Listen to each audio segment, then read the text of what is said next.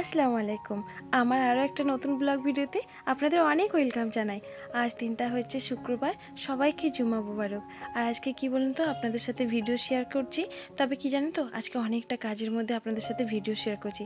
জানি না আপনাদের কীরকম লাগবে, ভিডিওটা অবশ্যই শেষ পর্যন্ত দেখবেন। আপনাদের সাথে আমি কিন্তু এই ছাদ বাগানটা প্রত্যেকটা দিনের মধ্যে একটা পর্বে আমি রাখি। কি বলুন তো, আমার লাইফে এটা একটা কিন্তু বিশেষ একটা পর্ব। সকালবেলা এদেরকে না দেখলে না আমার একদমই ভালো লাগে না। এদেরকে যেরকম সকালবেলা উঠেই জল দিতে হয়, বাড়ির যেরকম পরিবারের জন্য সবসময় আমি কাজ করি, রান্না করি, খাবার দিই, খাবার তৈরি করি, আর এরাও তো আমার একটা পরিবার। তাই সকালবেলা উঠে এদেরকে জল দেওয়ার সময় একটু আপনাদের সাথেও ভিডিওটা শ্যুট করে নিই। কী বলুন তো, আপনাদের সাথে শেয়ার করেও আমি বেশ আনন্দ পাই। আর আপনারা অনেকেই দেখেছি পছন্দ করেন আমার ছাদ বাগান। আমার এখানে রাজা রানীদেরকে দেখাই। এখানে যদি রাজা আর রানী মেল আর ফিমেল হতো, তাহলে 4টে ডিম কিভাবে আসে? কি বলুন তো, দুজনেই কি রানী? কি জানি, বুঝতে পারি না। 4টে ডিম, তবে একজন তা দেয়, একজন তা দেয় না। আমি ভেবেছিলাম একজন হয়তো ফিমেল, একজন মেল। আর কি বলুন তো, এই যে দেখছি দুজনেই ডিম দিয়েছে, এটা কি ব্যাপার হলো? আমি তো বুঝি না বাবু। আমি যখন ওখানে নিয়ে গিয়েছিলাম, তোমার দাদাভাই যখন নিয়ে গিয়েছিল, তখন কিন্তু ওরা বলেছিল একটা হচ্ছে ফিমেল, আর একটা তার জোড়া লাগবে। আমরা ফিমেলটা কিনেছিলাম, আমার বাড়িতে ছিল মেল। এর আগে ওদের একটা জোড়া ছিল, আর ভাগ্য এতই খারাপ, কে যে নিয়ে চলে গেছে আমি বুঝতে পারছি না। তাই আমরা একটা জোড়ার জন্য একটা মহিলা মানে ফিমেল এনেছিলাম। এখন দেখছি দুটোই ফিমেল।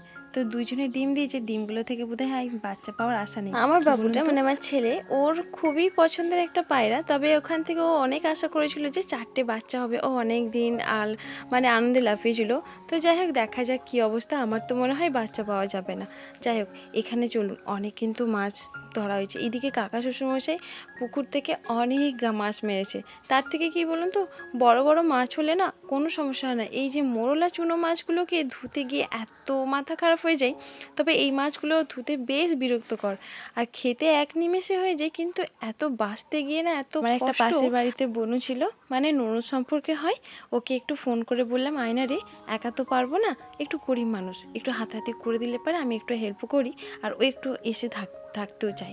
যাই হোক, ওকে ডেকে কিন্তু অনেকগুলো মাছ ছিল, আমরা কিন্তু ধুতে চলে আসলাম। আর এত মাছ তো রুমের মধ্যে হবে না, বেসিনের মধ্যে। তাই ভাবলাম চলো পুকুরে গিয়ে ধুয়ে আসি। ওখান থেকে পুকুরে গিয়ে ধুতে গিয়ে কিন্তু বেশ ভালো, জানেন তো। বেশি কিছু কাপড় হলে, মাছ হলে পারে না, আমরা ঠিক এরকম পুকুরে নিয়েই চলে আসি। আর আমরা যেহেতু একদম প্রপার গ্রামেই থাকি, তাই আমাদের তো পুকুর থাকবে না, এটা তো একদমই হয় না। বাড়ির সব যে কাজ আমরা পুকুরেতে করি তা না। টাইম কলের যে জল আসে, টাইমে টাইমে ট্যাঙ্কে উঠে যায়। আর বাড়ির মধ্যে যে আমাদের ওয়াশরুম আছে বা বেসিন আছে, সেখান থেকে অনেক কাজ আগে নিই। যখন পরিমাণে অনেকটা বেশি হয়, তো ঘরের মধ্যে বা রুমের মধ্যে তো হবে না, সেই জন্য তবে কিন্তু পুকুরের ব্যাপারটা অনেকটা তুলনামূলকভাবে অনেকটাই কম। যাই হোক, এবারে চলুন আমি একটা তেল তৈরি করি, আপনাদের সাথে শেয়ার করব। এই যে বর্ষার সময় অনেক চুলের গোড়া ভেজে থাকার জন্য না চুলটা বেশ ফল্ট হয়, চুল উঠে যায়, হেয়ার ড্রাই হয়। তো সেই জন্য কি করবেন, আপনাদের এরকম পারলে পারে না একটা তেল বানিয়ে রাখবেন। আপনাদের সাথে কালকে ভিডিওতে কিছুটা শেয়ার করেছিলাম, তো আজকে ফুলটাই আপনাদের সাথে শেয়ার করে নিয়েছি। আমি গাছ থেকে আমার ছাদে অ্যালোভেরা, সে একদম ফ্রেশ অ্যালোভেরা, সেগুলোকে আমি নিয়ে এসে ফ্রেশ করে দুই সাইডের কাঁটাগুলো ফেলে নিলাম। আর যেটা তোলার পর যে অ্যালোভেরার যে সামনের পোর্শনটা কালো ডার্ক হয়ে যায়, ওটা আপনারা অবশ্যই কেটে বাদ দেবেন, কারণ ওইটার মধ্যে নাকি জীবাণু থাকে, ওই আঠাটা একদমই নেওয়া যায় না। আমি এখানে কড়াই বসিয়ে নিয়েছি, তবে কিন্তু সবটা আমি আঁচের মধ্যে, ইন্ডাকশান ওভেনের মধ্যেই করব। এটা দিলাম সরিষার তেল। আপনারা হয়তো ভাবছেন যে দিদি আপনি সরিষার তেল দেবেন। হ্যাঁ, সরিষার তেল হলে পারে কাজটা একটু ভালো হয়। আর আমি এই যে সরিষার তেলের মধ্যে দিয়ে আমি কিন্তু ছোট ছোট করে একদম যে অ্যালোভেরা ফ্রেশ করলাম, ক্লিন করলাম, সেগুলো আস্তে আস্তে করে আমি কাঁচি দিয়ে কেটে নিলাম। আর এর মধ্যে আমি দেবো জবা পাতা, ধুপলো ঘাস, পেঁয়াজ, মেথি আর কালো জিরা। তবে এইসব উপকরণগুলোই আমার হাতের কাছে ছিল, এগুলো দিয়েই কিন্তু আমি দিলাম। তবে কি জানেন তো, পেঁয়াজটা একদমই স্কিপ করা যাবে না। পেঁয়াজের রস কিন্তু চুলের জন্য, নতুন করে চুল গজাতে অনেক হেল্পফুল। তো যাই হোক, এগুলোকে আমি নিয়ে একদম ধিমি আঁচের মধ্যে কিন্তু ফোটাতে থাকবো প্রায় 1 ঘন্টা। আর একদম ইন্ডাকশান ওভেনের মধ্যে কি বলুন তো, 100 করে, মানে একদম লো, যতটা লো পারবেন ততটা করবেন, না হলে হাই আঁচে মানে হাই ফ্লেমে দিলে পারে অবশ্যই এই প্রোডাক্টগুলো, যেসব মেটেরিয়ালগুলো আছে, এগুলো সব পুড়ে ছুঁয়ে যাবে।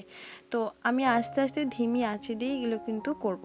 এই দিকে আমি একটা ইন্ডাকশানে তেলটা বসিয়ে নিয়েছি, এটা প্রায় 1 ঘন্টা সময় লাগবে। আর আজকে কি বলুন তো, বিশেষ করে জুম্মাবার, আজকে তাড়াহুড়ো করে একটু জলদি গোসল করে সোরা কাফটা পরার চেষ্টা করব। কারণ মা প্রায় আমাকে বলে যে মা তুমি জুম্মাবারে সোরা কাফ পরবে, তো সেই ওইদিকে ইন্ডাকশান ওভেনে তেলটা রেডি হোক। আর চলুন এইদিকে আমি মাছটা ভেজে নিই গ্যাসেতে। এইদিকে যে কড়াইটা দেখতে পাচ্ছেন এটা হচ্ছে মাছের কড়া। আমি এটা ভালো করে ক্লিন করি না, কি বলুন তো, তেল কড়া একটা আমি আলাদা রেখে নিয়েছি। যাই হোক, তেল কড়া আমাদের এরকমই হয়, তবে মাছ এগুলোতে ভাঙে না, খুব সুন্দর করে ভাজা হয়। মাঝে মাঝে এসে কিন্তু তেলটা দেখে যাচ্ছি যাতে না চুঁয়ে পুড়ে যায়, আর মাঝে মাঝে নেড়েও যাচ্ছি যাতে উপকরণগুলো ভালো করে বার হয়। তো ওগুলোর যে উপকারিতা যেগুলো আছে রসগুলো যাতে সব তেলের মধ্যে ফুটে যায়। আর এদিকে মাঝে মাঝে খেয়াল রাখতে হবে যাতে এই যে উপকরণগুলো একদমই চুঁয়ে কয়লা না হয়ে যায়। আজকে যেহেতু জুম্মাবার, শুরুতে বললাম সূরা কাফটা পড়বো, তাই একটু জলদি করে কাজটা সেরে নেওয়ার চেষ্টা করছিলাম। তাই আপনাদের সাথে অনেক কাজকেই শেয়ার করতে পারি না, অফ ক্যামেরা করে কিন্তু কাজ সেরে নিয়েছি। খাওয়া দাওয়া প্রায় সব কমপ্লিট, রান্নাবান্না কমপ্লিট হয়ে যাওয়ার পর আপনাদের দাদাভাই গিয়েছিল কলকাতা, তো বাবুর জন্য দেখছি একটা খেলনা নিয়ে এসেছে।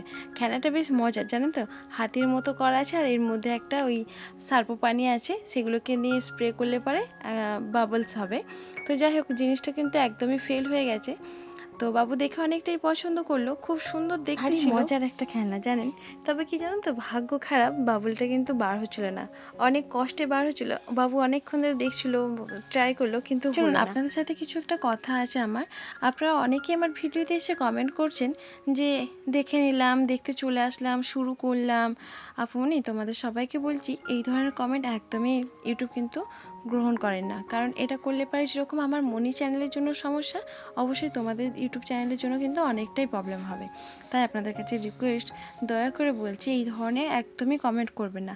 আমার ভিডিও যেরকম টপিকে চলছে সেই রকম টপিকের ওপরে ভিডিও রেখে যান, কমেন্ট রেখে যান, ভিডিও দেখে যান, তো দেখি সেইভাবে আমার ভিডিওটা আপনাদের যেরকমই লাগে আপনারা সেই রকমভাবেই মতামত প্রকাশ করেন, তাতে কোনো অসুবিধা নেই।